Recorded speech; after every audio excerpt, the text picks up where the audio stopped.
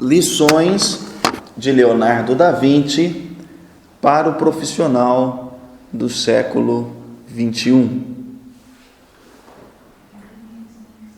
Da Vinci, isso. Lições de Leonardo da Vinci para os profissionais do século XXI. Você já deve ter ouvido muito falar do Leonardo da Vinci, lá do quadro da Mona Lisa, do homem vitruviano. Mas hoje eu quero contar um pouquinho para vocês de como começou tudo isso. Ok? Século XXI, para o profissional do século XXI. Leonardo da Vinci, ele era filho de um homem chamado Piero da Vinci. Naquela época as pessoas tinham ou recebiam o nome da cidade. Você nasceu aonde, Mateus? Ouro Fino. Então você se chamaria Mateus de Ouro Fino, né? Não, ela já fica constrangida na primeira reunião, fica chateada. Maria de Canelas. E aqui nós estamos falando do Leonardo da Vinci. Então, antigamente a pessoa recebia como sobrenome o nome da cidade onde ela nasceu. Então, Piero da Vinci era um tabelião que teve um filho ilegítimo, um filho bastardo, que era Leonardo da Vinci. Então, Leonardo da Vinci nunca poderia ser um profissional de profissões nobres, como um juiz, um advogado, um médico. Não era permitido a pessoas que não tinham, por assim dizer, uma legitimidade sanguínea, conseguirem galgar posições de destaque no campo profissional. Então, Leonardo da Vinci teve que aprender a se virar sendo um artista. Ok? Um belo dia, lá na casa do pai dele, ele entrou no escritório e viu umas coisas que hoje a gente chama de papel, folha sulfite. Na época, só tabeliões, só profissões relacionadas ao governo que tinham acesso a papel.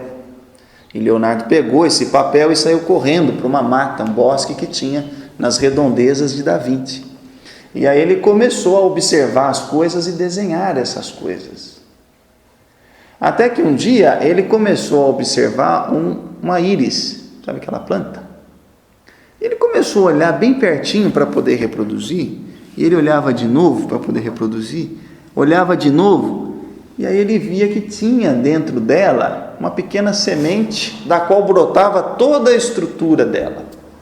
E aí ele ficou pensando, Luciana, será que a vida humana também tem uma semente que dá sentido de estrutura para tudo aquilo que o sujeito vai querer fazer ao longo da vida? E essa dúvida acompanhou Da Vinci até 1519, quando ele morreu, por volta aí dos 67, 68 anos. Então, em abril, finalzinho de abril de 1519, Leonardo da Vinci estava lá no leito, pronto para morrer, e as pessoas que o visitavam percebiam que ele tinha um aspecto reflexivo.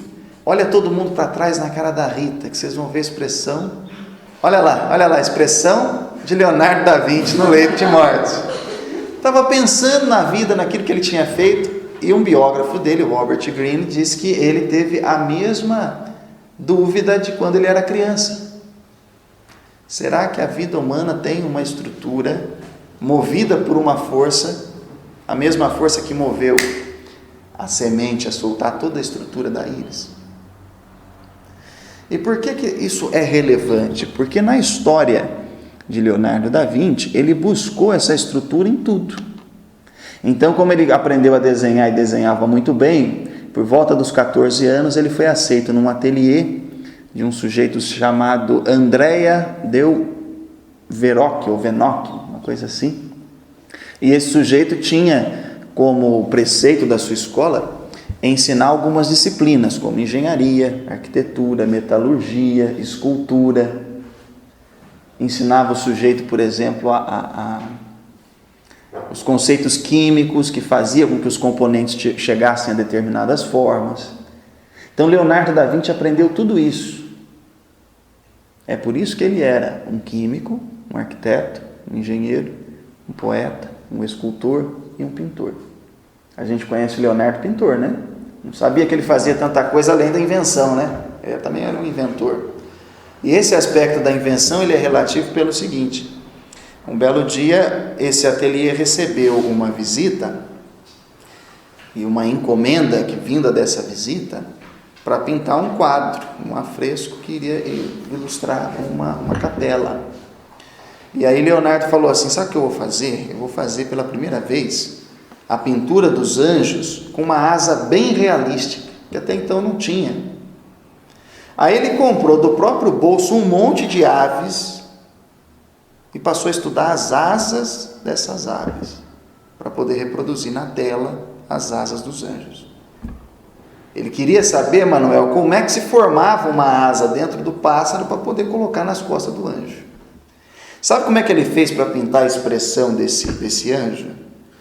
Ele foi para as igrejas e ficou olhando assim no rosto das pessoas, até que ele chegou no rostinho da Maria, assim, ó, clarinho, olho vivo, aquela expressão tranquila. Então, ele mostrou pela experiência que era possível inventar mesmo diante das regras. Está acompanhando? Venóquio tinha deixado regras, falou: olha, aqui no meu ateliê as coisas funcionam do meu jeito. Mas Leonardo ainda assim inventava. Inventava tanto que às vezes ele era rejeitado. O Papa encomendou um mutirão de artistas, o Papa da época, né? Encomendou uma multidão de artistas para o Lourenço de Médici, que era um monarca lá da região. E ele queria que esses artistas fossem lá para fazer a Capela Sistina. E Leonardo da Vinci não foi chamado, justamente porque inventava. Então, às vezes a gente inventa coisas que não vão ser aceitas mesmo. O que não quer dizer que você não pode inventar. Porque o impulso criativo é que move o mundo, né, Olga? Certo? Então, se a gente pudesse já numerar algumas lições de Leonardo da Vinci, a primeira seria, pode anotar: estude e pesquise coisas que nem sempre estão relacionadas diretamente com o seu trabalho. Estude e pesquise sobre coisas que nem sempre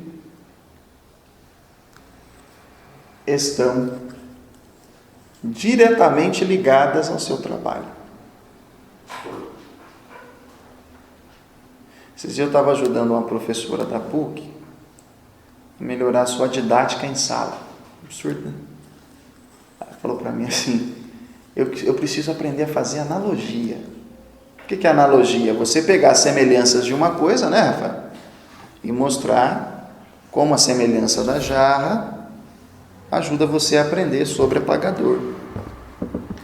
E aí eu estava ensinando ela.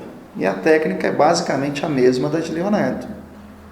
Se você conhece coisas além da área de informática, você consegue mostrar para o sujeito que não entende nada de informática em que o seu trabalho é aplicável. Sim ou não? Às vezes você vai ter que explicar para um sapo que nunca saiu da lagoa o tamanho do oceano. E a analogia serve exatamente para isso. Só que para desenvolver isso, às vezes você vai explicar isso aí para um aluno que está querendo desistir. Às vezes você vai ter que usar uma analogia para explicar para ele por que ele não pode desistir. E tudo isso parte do conhecimento vindo de áreas correlatas. Acho que eu contei essa história para vocês no curso de oratória. Já não contei, vou contar agora. O meu avô, ele fabricava cisternas. Então, quando ele se mudou aqui para Poços, ainda não tinha rede de esgoto. É triste, né, Matheus? Então, o que tinha que fazer? Cavar buraco. Algumas casas, as casas mais antigas, tinham isso ainda. Cavava um buraco para servir de cisterna. E numa distância um pouco maior, você cavava um buraco para servir de poço, né? Perdão, cisterna já é o poço.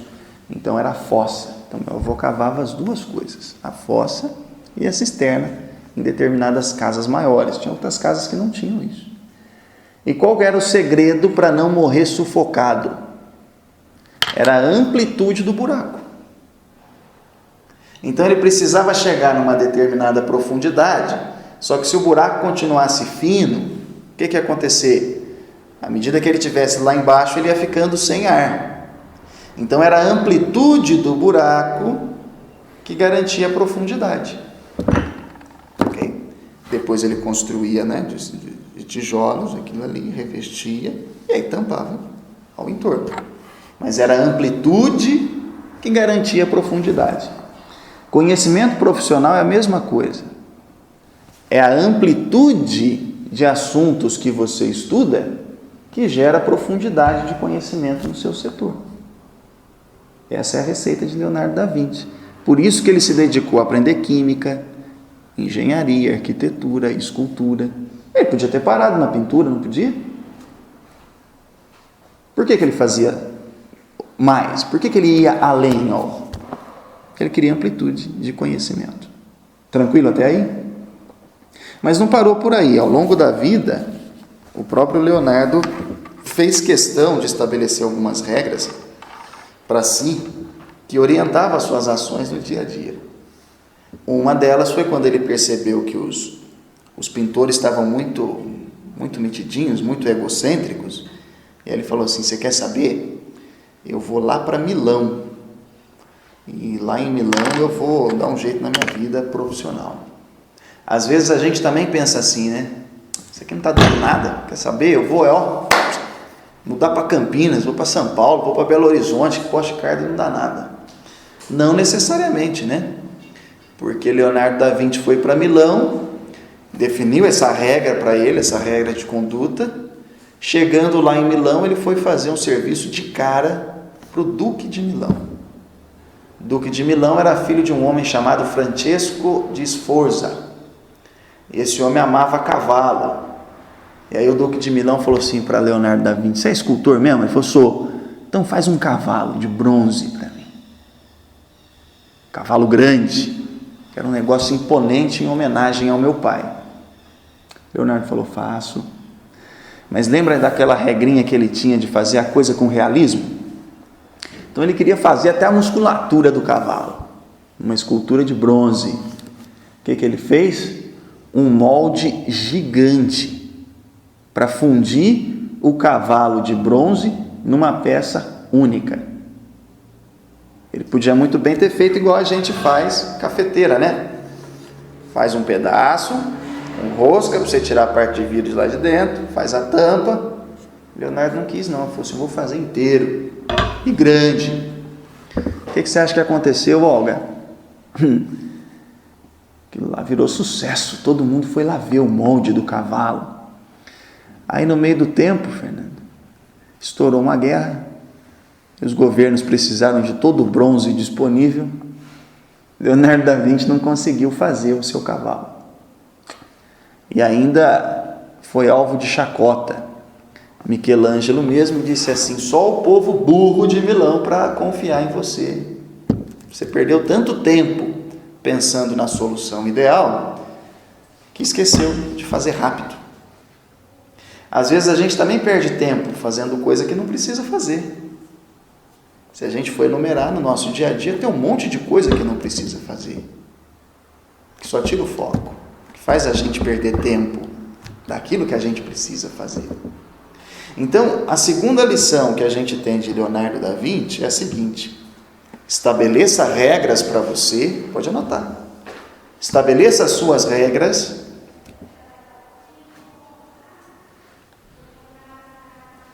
mas não permita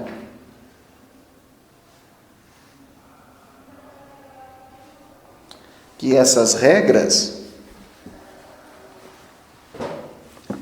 tirem o foco do mais importante.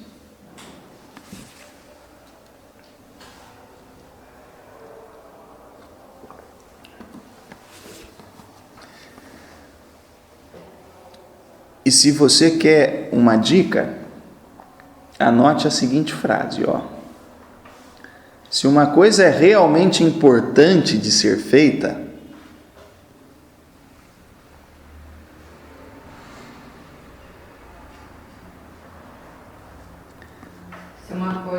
é realmente importante de ser feita,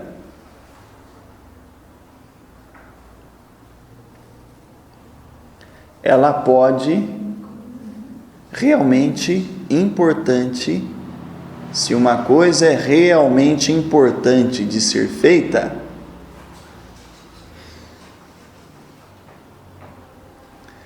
ela pode ser feita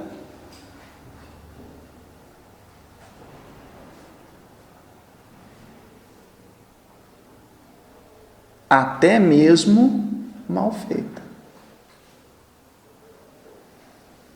Uai, falando para a gente fazer as coisas mal feitas? Não, estou falando para você avaliar se a coisa precisa ser feita. Leonardo da Vinci podia ter feito um cavalo de bronze da metade do tamanho. Para que fazer um negócio para ser visto a 5 km? Ok? Então lembra do seguinte, às vezes a gente quer alcançar o resultado numa ação, para tirar o Manuel da nossa jugular, faça, apresente alguma coisa, mas tenha consciência que você pode melhorar. E da próxima vez você faz o cavalo para ser visto a 5 km. Então, se o importante é o resultado da ação, a gente não pode perder tempo. Faz sentido, Maria? Se o importante é o resultado da ação, a gente não pode perder tempo. Tem que fazer. Tem que apresentar algum resultado. Ok? Então a gente fica impaciente se a gente não vê resultado. Não é? Então lembra sempre do seguinte, ao ponto que eu tenho, as minhas regras, elas não podem fazer com que eu me torne uma pessoa inflexível, incapaz de ousar, incapaz de criar. Eu estava conversando com a Rita antes da gente começar e ela se mostrou muito preocupada com a condição do país. Sabe o que resolve isso aí, Rita? Criatividade. Bruno, a gente vai ter que resolver para a gente, meu filho. Não adianta esperar a Dilma. Ela não vai resolver, não. Sabe qual que é a solução? Tirar um e pôr outro. Foi assim que fez lá com a Graça Foster. Tirou um e pôs outro. Não resolve. Quem vai ter que resolver para a gente é a gente. E a gente só resolve com criatividade. Mais uma lição de Leonardo da Vinci. Pode anotar. O que resolve os problemas é criatividade.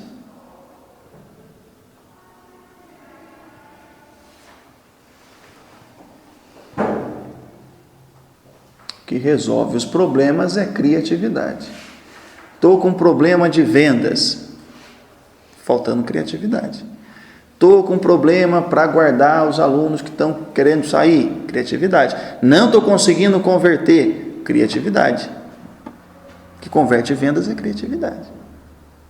Criatividade na apresentação do assunto, criatividade na hora de expor os argumentos, criatividade na hora de atender, tudo isso. Aí você deve estar se perguntando assim, mas como assim criatividade? Vocês lembram que nós fizemos uma reunião tem uns 6 meses sobre criatividade? Lembra que naquela ocasião ainda tinha as meninas do telemarketing ainda, nós fizemos lá o que é o seu estilo criativo, cada um com o seu estilo criativo. Tem gente que tem estilo para criar, tem gente que tem estilo para executar, não é assim? É só botar aquilo em prática. Os resultados começam a aparecer. Então você deve estar se perguntando aí o seguinte, tá bom, Leonardo da Vinci é legal, um gênio, isso eu já sabia, você só me mostrou algumas coisinhas práticas da genialidade dele. Mas o que Leonardo da Vinci faria se ele trabalhasse no meu setor? Quer saber? 3 coisas. Pode anotar aí, Olga. O que Leonardo da Vinci faria se ele trabalhasse no meu setor? Primeiro, ele tentaria encontrar a estrutura básica da coisa, a semente da íris.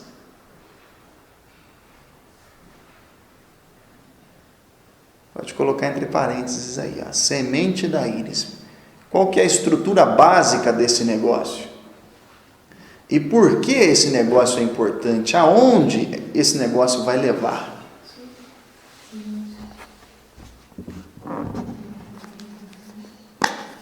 É o segundo, o dois? Não, só um minutinho. Ainda estamos na número 1. Vou repetir para você. Número 1, ele tentaria encontrar a estrutura da íris, a finalidade das ações que são executadas. Você sabe como é que o Manuel chama a semente da íris? Como bom administrador que é, ele chama de missão. Qual que é a missão da semente? Não é dar fruto, Aninha? Produzir o seu fruto. Tranquilo, Maria? Está acompanhando aí? Então a primeira coisa que Leonardo da Vinci faria lá no seu setor é se perguntar assim, ó, qual que é a missão? Para que esse setor existe? Okay? Se não existisse o setor de vocês, que diferença faria? Se não existisse o setor de limpeza, em 3 dias a galera já teria dado falta. Está faltando limpeza, que a sujeira ia aparecer. Então, qual que é a missão do setor? Manter o ambiente limpo e agradável. Tranquilo? Então, primeira pergunta de Leonardo seria a missão. A segunda pergunta seria a seguinte: com essa finalidade, aonde a gente chega? Que o Manuel chama de visão. Estou falando Manuel porque ele é o nosso exemplo de administrador. Entendeu, Lu? Então, se Leonardo da Vinci chegasse lá no setor comercial e falasse assim: Aninha e Olga, minhas 2 colegas de trabalho, por que você faz o que você faz? E ficaria esperando resposta. E a segunda pergunta é a seguinte: fazendo isso, com esse motivo, com essa missão, você vai chegar aonde? Ficaria esperando a resposta. Ok? A segunda coisa que Leonardo da Vinci faria, se ele chegasse no seu setor, ele iria se perguntar: quais são as ações específicas para alcançar essa missão? Quais são as ações específicas para alcançar essa missão, essa visão? A terceira é daqui a pouco. Nesse momento, Leonardo da Vinci estaria tentando entender o que você tem que fazer. Então é como se ele estivesse ainda estudando a íris, olhando para ela e falando assim: o que a íris precisa para poder produzir a flor? O que a sementinha de íris precisa para produzir a flor? Ela precisa de água, ela precisa do sol, ela precisa de nutrientes. Quais nutrientes? Ele estaria tentando entender aonde você chegaria com a estrutura que você tem. Não é assim a cabeça de um profissional técnico? Antes de dar o passo, você analisa tudo antes, não é? Para depois tomar a ação. É o que Leonardo da Vinci faria. A segunda perguntinha que ele faria, ainda dentro da segunda ação: além daquilo que é obrigatório para a íris, porque íris não pode virar violeta. Faz sentido, Fernando? Íris só vira íris. Então, além disso, onde que ela pode inovar? Onde que ela pode criar? Ela pode ter um tamanho diferente? Ela pode escolher ter um tamanho diferente? E essa possibilidade de poder escolher ou não já mostra o seguinte, ó: toda ação, ela pode ser obrigatória, que é uma forma de reagir ao imposto. Esse imposto, Rita, não é o imposto da Dilma, é aquilo que foi colocado para você como obrigação. E além disso, você também, além de poder, de ter que reagir ao que lhe foi imposto, se você quiser uma palavra menos agressiva, proposto, você também pode inovar. Entenda, inovar como algo que é de sua iniciativa. Partiu de você. Então você tem aqui uma ação que é reativa e uma que é proativa, que vem de você. Está tranquilo até aí? Terceira coisa que Leonardo da Vinci perguntaria se ele chegasse lá no seu setor. Tranquilo aí? Olga, não se preocupe com o hebraico lá não, viu? A ação pode ser obrigatória ou espontânea, né? O oposto de obrigatório, o que é espontânea?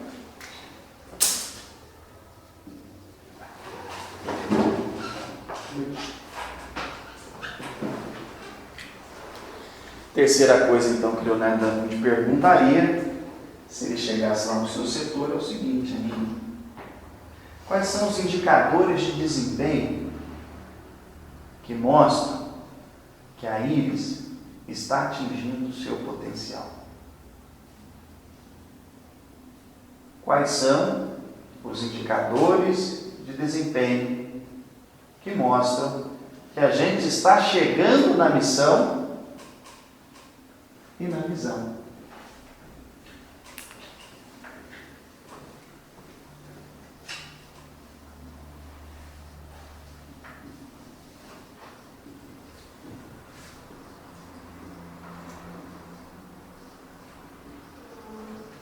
Dá um exemplo que os meninos aqui vão entender com facilidade. Quando vocês fazem uma programação, espera-se que essa programação chegue a algum resultado, não é isso? Então, estou fazendo essa programação aqui porque eu quero esse resultado lá no final. E como é que você sabe que o resultado foi alcançado?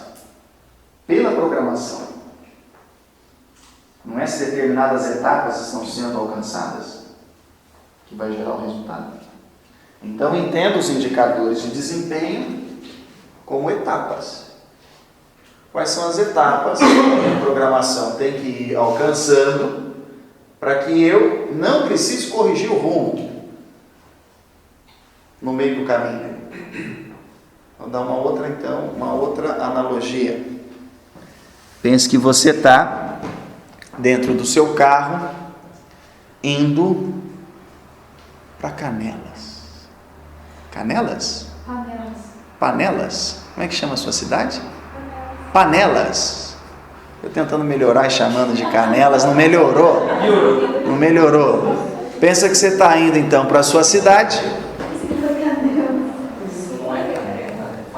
É Panelas. Eu jurei que era Canela. Eu também, eu ouvia, estava até confiante que dava para melhorar o negócio, mas não deu. Então pensa que você está dentro do seu carro indo para Panelas. Qual estado que é? Pernambuco. Você consegue ir para Pernambuco se dirigindo para Curitiba? Não. Qual que é o indicador então de desempenho? Não é a direção certa? Que vai chegar lá? A mesma coisa acontece com o seu trabalho, é que às vezes a gente tem uma missão e uma visão, mas as nossas ações estão levando a gente para a direção contrária. Está entendendo? Então, Aninha, se não fizer esse questionamento, a gente não sai do lugar. Vocês me mandaram todas as tarefas de vocês, lembram? Lembram disso?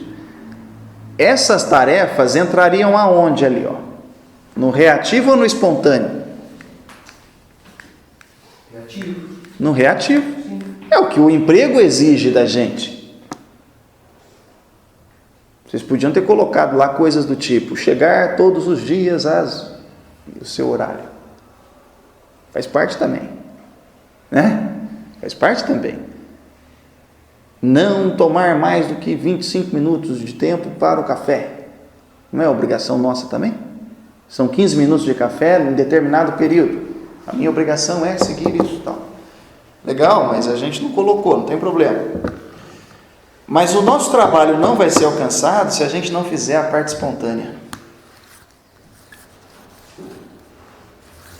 É triste, mas é a verdade. Diferente da íris, a gente pensa, né?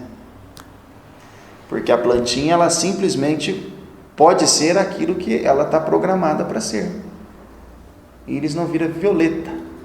Mas no caso do ser humano, sem as ações espontâneas, a gente não alcança o nosso objetivo, a nossa missão. Então, quais são as 3 coisas que Leonardo da Vinci faria se ele chegasse no seu setor? Mateus, pode falar a terceira. Ele perguntaria quais são os indicadores de desempenho. Em outras palavras, ele ia querer saber assim, qual foi a programação dessa ação? Isso aqui tem que gerar o quê? Ele ia perguntar assim, Olga, como é que você sabe que você está alcançando o objetivo proposto para o teu setor? Pegou? Pegou o lance? Qual que seria a segunda coisa que Leonardo da Vinci perguntaria para você, Maria? Quais são as ações específicas para alcançar a sua missão? Isso, em ações específicas a gente tem 2 categorias. A primeira, aquilo que é obrigatório, E o que é espontâneo. Espontâneo é aquilo que eu posso fazer de livre iniciativa. Detalhe, se eu não fizer, eu não alcanço o objetivo da minha função. E a primeira coisa, qual seria, Maria?